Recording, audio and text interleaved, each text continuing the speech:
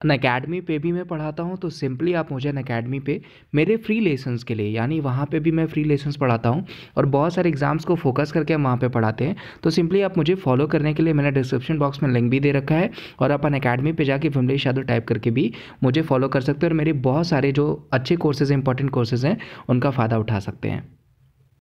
नमस्कार दोस्तों, सबसे पहले मैं आपका अपने चैनल शिक्षा सिटी पे बहुत बहुत स्वागत करना चाहूँगी। दोस्तों, हम लोग आज स्टार्ट करने वाले हैं एनटीपीसी और आपका जो आरआरबी जेईई का एग्ज़ाम होने वाला है, उसके जो प्रीवियस ईयर में जो क्वेश्चंस पूछे गए हैं उसको मैं यहाँ पे आपके लिए मर्ज करके लेके आई हूँ। मतलब हर एरिया के क्वेश्चंस पे हम लोग यहाँ पे बात करेंगे, ठीक है। यानी कि आपका जनरल साइंस हो गया, करंट अफेयर हो गया, जनरल अवेयरनेस, हर एरिया के क्वेश्चन जो पहले पूछे जा चुके हैं, ठीक है। अगर आपको वीडियो दोस्तों, आप वीडियो एकदम एंड तक देखिएगा सबसे पहली बात, क्योंकि इसमें आपको सभी क्वेश्चन मिलेंगे जो आपके लिए इंपॉर्टेंट हैं और आप खुद को एसेस भी कर लेंगे। और साथ ही साथ अगर पसंद आएगा तो चैनल को सब्सक्राइब भी करिएगा और बेल आइकॉन प्रेस करिएगा। चलिए स्टार्ट करते हैं दोस्तों। भाषा जो एक कंप्यूटर समझ सकता है वो क्या है? The language which a computer can understand is उच्च स्तरीय भाषा, हाई लेवल लैंग्वेज, मशीनी भाषा, मशीनी लैंग्वेज, असेंबली भाषा, असेंबली लैंग्वेज, या इनमें से सभी, ऑल ऑफ द अबव। आपको बताना है कि कौन सी ऐसी भाषा है जो कंप्यूटर समझ सकता है, ठीक है। तो दोस्तों, आपको थोड़ा सा मैं टाइम देती हूँ, 1-2-3 सेकंड का। आप सोच लीजिए क्या इसका सही आंसर हो जाएगा। तो चलिए दोस्तों, आपका 3 सेकंड का टाइम खत्म हो चुका है। सही आंसर आपका हो जाएगा बी, ठीक है। तो मशीनी भाषा जो होती है वो कंप्यूटर समझ सकता है। देखिए दोस्तों, क्या है, अब थोड़ा सा यहाँ पे कंफ्यूजन आपको हो रहा होगा।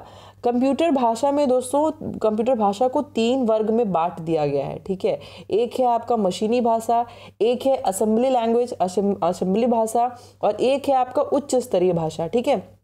तो 3 भाषाएं हैं, जिसमें से कि मशीनी भाषा की अगर हम लोग बात करें तो कंप्यूटर उसको ही ज़्यादा समझता है, क्योंकि उसमें 0 और 1 2 कोड यूज़ किए जाते हैं। एक आपका आदेश कोड है जो कि 0 है, और स्थित कोड जो है वो आपका 1 है। तो इन दोनों को इसका क्रम में यूज़ किया जाता है, फिर उसको व्यवस्थित करके उसका जो है यूज़ किया जाता है मशीनी लैंग्वेज में।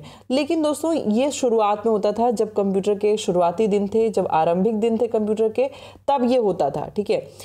उसके बाद दोस्तों ये थोड़ा सा ये बहुत ज़्यादा टाइम टेकिंग था, तो इसके कारण अब क्या किया जाने लगा, अब के टाइम में बहुत ज़्यादा जो है असेंबली और आपकी जो हाई लेवल लैंग्वेज है, जो आपकी उच्च स्तरीय भाषा है, उसको यूज़ किया जाता है, ठीक है। आगे बढ़ते हैं दोस्तों। क्वेश्चन है हमारा, धातु अपने जिस गुण धर्म के कारण शीट में परिवर्तित किए जा सकते हैं वो क्या है, ठीक है। पूछा गया, the property of a material by which it can be rolled into sheets और कॉर्ड, ठीक है। तो देखिए यहाँ पे 4 ऑप्शन दिए हुए हैं दोस्तों आपको। एक दिया हुआ है इलास्टिसिटी, दूसरा है प्लास्टिसिटी, तीसरा है डक्टिलिटी, चौथा है मेलाइबिलिटी यानी कि आघात वर्धनीयता, ठीक है। तो यहाँ पे आपका कौन सा ऑप्शन सही हो जाएगा दोस्तों, आपको बताना है। तो सही ऑप्शन आपका दोस्तों क्या हो जाएगा कि धातु का ऐसी प्रॉपर्टी जिससे कि मटेरियल, कोई भी मटेरियल है उसको हम लोग शीट के फॉर्म में कन्वर्ट कर सकते हैं, उसको हम लोग क्या बोलते हैं, आपका डी ऑप्शन सही हो जाएगा। मेलाइबिलिटी उसकी प्रॉपर्टी होती है, किसी भी अगर हम लोग मटेरियल की बात कर रहे हैं तो मेलाइबिलिटी उसकी ऐसी प्रॉपर्टी होती है जिसके कारण हम लोग उसको पीट के उसका पतला चादर बना सकते हैं और उसको एक पतली शीट के रूप में तैयार कर सकते हैं। एग्जाम्पल के तौर पे आपका पिटवा लोहा आ जाएगा, ठीक है, पिटवा लोहा आ जाता है, और उसके अलावा एल्यूमिनियम आ जाता है। एल्यूमिनियम को भी आप लोग उसको पीट के पतला लंबा कर सकते हैं। पीतल भी इसी कैटेगरी में आ जाएगा, तांबा इसी कैटेगरी में आएगा, सोना भी इसी कैटेगरी में आ जाता है, ठीक है। तो ये सारे क्या हैं, इन सबके पास मेलाइबिलिटी का प्रॉपर्टी होता है, ठीक है। नेक्स्ट क्वेश्चन है, ट्राइक क्या है, पूछा गया है ट्राइक क्या चीज होती है। तो पहला ऑप्शन है दो टर्मिनल वाले द्विदिशक switch, 2 terminal bidirectional switch. दूसरा ऑप्शन दिया हुआ है 3 टर्मिनल वाले एक द्विदिशक switch, 3 terminal bidirectional switch, या फिर 2 टर्मिनल यूनिडायरेक्शनल, या फिर 3 टर्मिनल यूनिडायरेक्शनल।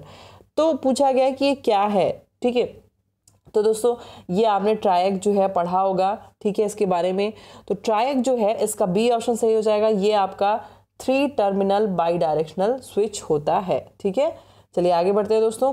नेक्स्ट क्वेश्चन में पूछा गया है, निम्न में से अदिश राशि नहीं है, which one of the following is not a scalar quantity. कौन सी आपकी इसमें से स्केलर क्वांटिटी नहीं है। आयतन को पूछा गया है, मास को पूछा गया है, बल यानी कि फोर्स, लंबाई यानी कि लेंथ। तो कौन सा ऐसा है जो कि आपका स्केलर क्वांटिटी नहीं है, नहीं पूछा गया है दोस्तों।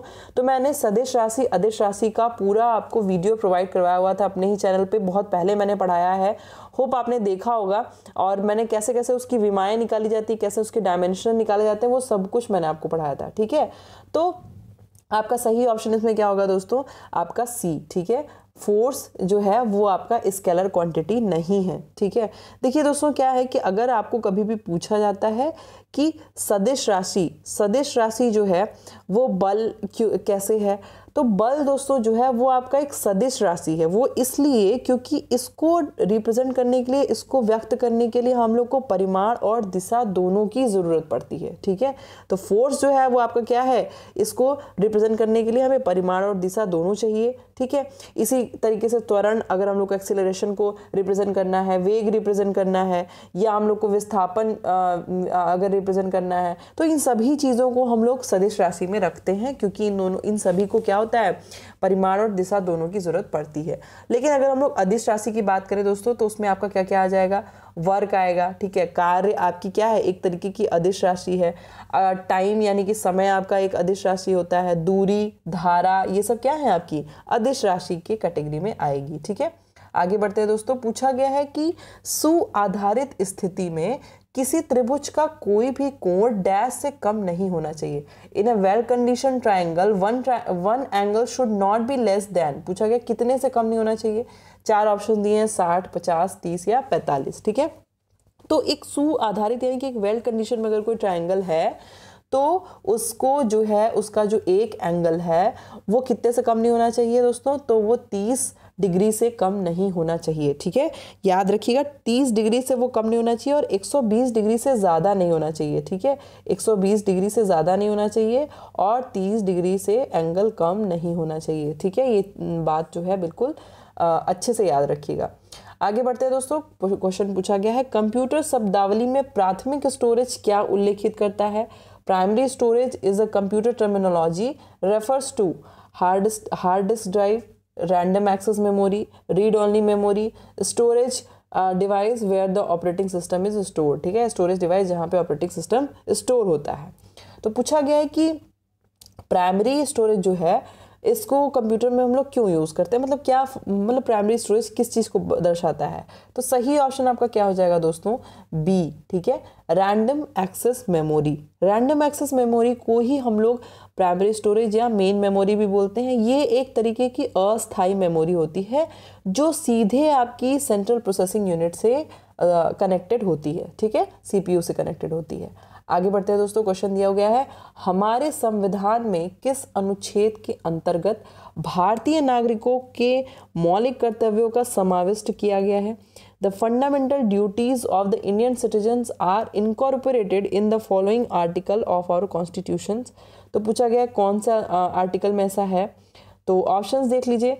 अनुच्छेद 21A आर्टिकल 21A, अनुच्छेद 51A आर्टिकल 51A, या फिर अनुच्छेद 370 या फिर अनुच्छेद 19A। तो सबके बारे में दोस्तों मैंने आपको कंप्लीट डिटेल अपने चैनल पे दे दी थी जब एग्ज़ाम चल रहा था SI और कांस्टेबल का, RPF का, तब मैंने आपको सब कुछ बताया था, ठीक है। तो जो बच्चे पुराने होंगे उनको तो पता होगा। तो देखिए दोस्तों उसका सही ऑप्शन क्या हो जाएगा दोस्तों, आपका आर्टिकल 51A, ठीक है। तो आर्टिकल 51A में क्या किया गया है दोस्तों, इसमें पूरा जो भी आपका जो फंडामेंटल ड्यूटीज़ हैं इंडियन सिटीजन्स के, उसको इनकॉर्पोरेट करके रखा गया है, ठीक है। तो उसका भी 51A का भी 4 का जो भाग है उसके अनुच्छेद में ये रखा गया है, ठीक है। अभी दोस्तों क्या है आपका, अगर हम लोग बाकी ऑप्शंस की बात करें, आर्टिकल 21A की बात करें, तो इसमें क्या आता है आपका, इसमें शिक्षा का अधिकार आता है। मतलब कि किसी भी राज्य में 6 से 14 वर्ष के आयु के जो बच्चे हैं उनको ऐसे ढंग से जो है दिया जाएगा शिक्षा कि उनके लिए शिक्षा जो है निःशुल्क रहे और अनिवार्य शिक्षा उनको उपलब्ध कराई जाएगी, ठीक है। इसके बाद दोस्तों यहाँ पे देख लेते हैं अनुच्छेद 370। अनुच्छेद 370 में क्या है, जम्मू कश्मीर के बारे में आपने पढ़ा होगा कि जम्मू कश्मीर राज्य के संबंध में अस्थायी उपबंध किस में दिया गया है, 370 में दिया गया है। 19A की बात करें दोस्तों, तो 19A में बहुत चीज़ें हैं, जैसे कि आपको बोलने की स्वतंत्रता है, आप जिसको जैसे चाहें अपना जो एक अपनी बात है, विचार है, वो प्रकट कर सकते हैं। ठीक है, उसके अलावा इसी में आपका शांतिपूर्वक निरायुद्ध सम्मेलन भी रखा गया है। इसी में दोस्तों आपका ये है कि कोई भी व्यक्ति जो है वो अपनी उपजीविका का व्यापार या कारोबार कर सकता है। तो ये सारी चीज़ें आपकी 19A में दी गई हैं। ठीक है, इसके बाद दोस्तों हम लोग नेक्स्ट क्वेश्चन देख लेते हैं। पूछा गया दिल्ली में जामा मस्जिद का निर्माण किसने किया? Jama Masjid at Delhi was build by Akbar, Jahangir, Shahjahan और औरंगजेब। ठीक है, तो किसने निर्माण किया है दोस्तों? इसका आंसर आपको आ रहा होगा, बहुत आसान क्वेश्चन है। तो इसका सही ऑप्शन दोस्तों क्या हो जाएगा? जामा मस्जिद का निर्माण किसने करवाया है? बहुत आसान क्वेश्चन है। चलिए अब मैं एक क्वेश्चन आपके लिए छोड़ ही देती हूँ, आप इसको मुझे बताइए कि इसका सही ऑप्शन क्या होगा। ठीक है, जामा मस्जिद का दिल्ली में जो है किसने निर्माण करवाया है? बहुत आसान क्वेश्चन है ये। अब दोस्तों क्या है, आपको अगर पूरा वीडियो अगर पसंद आया होगा तो आप लोग प्लीज़ हमारे चैनल को सब्सक्राइब करें और साथ ही साथ आप बेल आइकन प्रेस कर लें। क्योंकि देखिए कोई भी अगर आप इवन आप कोई सा भी चैनल देखते हैं, कोई भी इन्फॉर्मेटिव अगर चैनल देखते हैं जिससे कि आपकी नॉलेज बूस्ट हो रही है या आप किसी एग्ज़ाम की प्रिपरेशन कर रहे हैं तो उसमें आपको हेल्प मिल रही है, तो वो आपको सब्सक्राइब कर लेना चाहिए मेरे हिसाब से, क्योंकि ये सब चीज़ें कभी भी फालतू नहीं जाती हैं। अगर आप कभी भी कहीं भी पढ़ लेते हैं कुछ चीज़ तो वो याद रहती है। ठीक है, तो इसके लिए आप चैनल को सब्सक्राइब करिए, बेल आइकन प्रेस करिए। साथ ही साथ दोस्तों आप @शिक्षा सिटी करके टेलीग्राम ग्रुप भी ज्वाइन कर सकते हैं, जहाँ पे इन सभी का PDF आपको प्रोवाइड हो जाएगा। मिलते हैं अपने नेक्स्ट लेसन में दोस्तों, तब तक के आपके एग्ज़ाम के लिए all the best and thanks for watching.